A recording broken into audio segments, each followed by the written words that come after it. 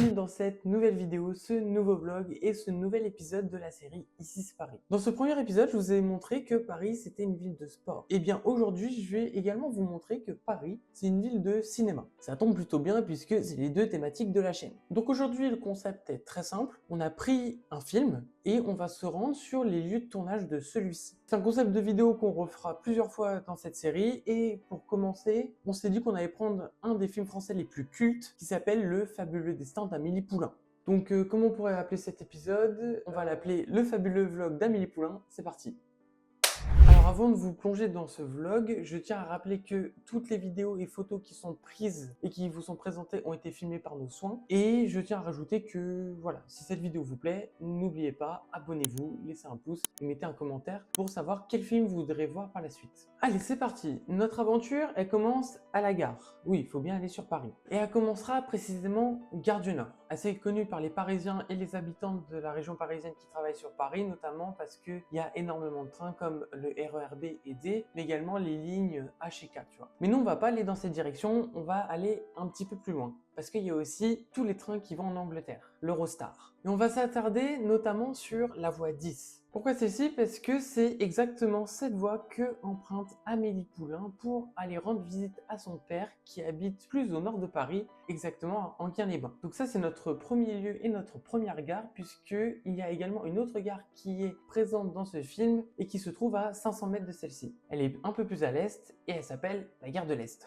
C'est un lieu révélateur pour les deux protagonistes du film, Lino Quincampoix et Amélie Poulain, respectivement joués par Mathieu Kassovitz et Audrey Tautou. Parce que si vous avez vu le film, vous savez sans doute que la passion et le passe-temps de Monsieur Quincampoix, c'est de récupérer les photos d'identité que les gens laissent tomber ou ne récupèrent tout simplement pas près des photomatons. Et il y a une photo, une personne qui revient souvent dans plusieurs photomatons de plusieurs gares, et c'est l'un des mystères tout simplement de ce film. Et pourquoi ce lieu est important? Parce que c'est ici à Gare de l'Est et plus précisément dans ce photomaton que ce mystère est résolu. Bon, c'est plus exactement le même photomaton, mais vous aurez compris l'idée.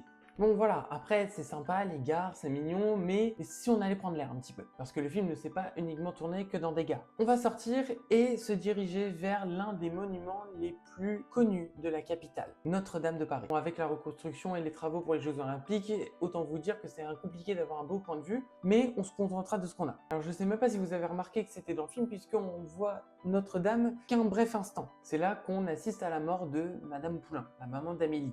Vous savez, c'est la personne qui a reçu quelqu'un qui voulait se donner la mort depuis le haut de la cathédrale. Ben voilà, la cathédrale en question, c'était Notre-Dame. Elle est partie de tout en haut, elle a fini tout en bas. Continuons notre escapade, partons dans un autre lieu, toujours pas très loin de la Seine, et plus précisément au canal Saint-Martin. Un endroit qui a de l'importance pour notre personnage principal, étant donné qu'il lui permet de se consacrer à l'un de ses petits plaisirs, les ricochets. Oui, c'est pas commun, je vous l'accorde, mais bon, chacun ses petits plaisirs, et puis comme on dit, le plaisir est dans les choses simples. Je vous avoue, j'étais un petit peu dégoûté parce que j'avais cette photo en tête et j'aurais trop aimé la refaire. Mais malheureusement, les flux, pour des raisons de sécurité, bien évidemment, elle est interdite au public. Mais ça aurait été vraiment cool de la refaire. À l'identique, ça aurait été génial. En plus, on avait beaucoup de chance puisqu'il faisait super beau au moment où on a tourné ces images. On va s'éloigner un petit peu de la Seine pour aller vers l'un des boulevards les plus connus de la capitale, qui est le boulevard Saint-Martin. C'est dans le prolongement du boulevard Poissonnière, peut-être ma rue préférée de Paris. Honnêtement, je pense que je serais capable de vous faire une vidéo complète sur tout ce qu'on peut faire dans cette rue, tellement elle est incroyable et qu'elle est bourrée de lieux culturels. Ça vous intéresse, hein? Ça peut être un sujet de vidéo assez atypique, mais voilà, je suis capable de la faire. Bref, et dans cette rue qui va nous servir pour cette vidéo, il y a cette boutique.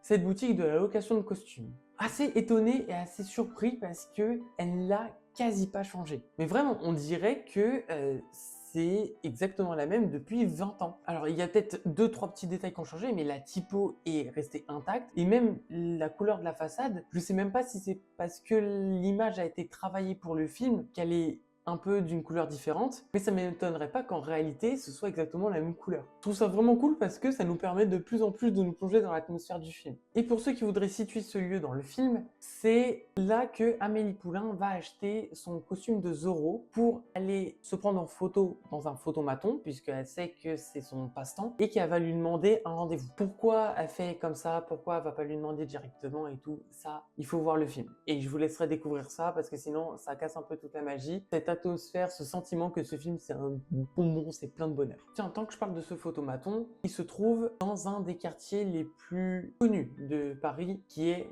tout simplement Montmartre, là où se passe une grande partie du film. Et ce photomaton, difficile de le rater, hein, parce qu'il y a une queue gigantesque à l'entrée de celui-ci. Est-ce que c'est parce qu'il a été connu, il a été rendu célèbre grâce au film, ou parce que c'est juste que c'est un photomaton dans Montmartre et qu'il est un peu stylé? Je ne saurais pas vous dire. Mais en tout cas, si tu voulais prendre ta photo, c'était 5 balles et il y avait bien 30 minutes d'attente. Et quand je vous dis qu'une bonne partie du film a été réalisée à Montmartre, je rigole pas parce que tu regardes le photomaton, tu fais quelques pas sur la droite et tu es en face de quoi? De l'épicerie Collignon.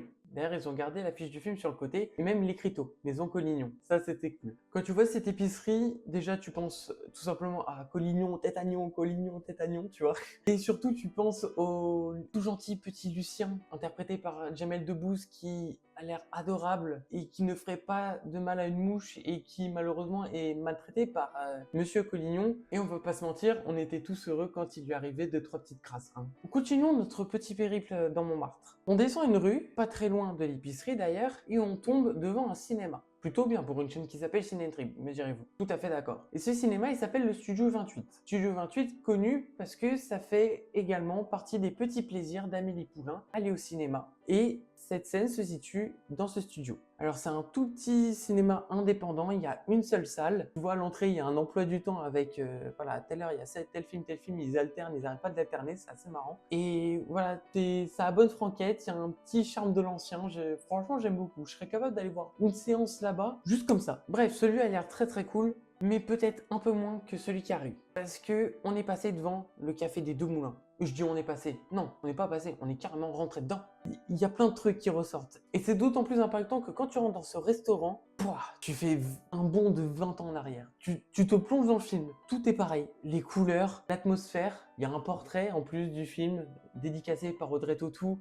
Et c'est des petits trucs cons, tu vois, mais tout est intact. C'est vraiment, là t'étais vraiment toi-même dans Amélie Poulain. C'était impressionnant, quoi. Et en plus, la bouffe était très bonne. Vous savez quoi, c'est une adresse que je vous conseille. Allez au café de Deux Moulins, il y a des croque-monsieur, nickel. Et si on continue à descendre Montmartre, on tombe sur la rue Pigalle où il y a le Palace Vidéo qui a changé de nom évidemment en 20 ans, un magasin X où travaillait Lino Quincampoix. Voilà, je vous affiche la photo. Bon courage pour le trouver parmi tous les magasins, sex shop et tout qu'il y a dans cette rue, tellement il y en a. J'ai découvert ça, j'étais en mode ah ouais, il y a ça dans Paris, d'accord.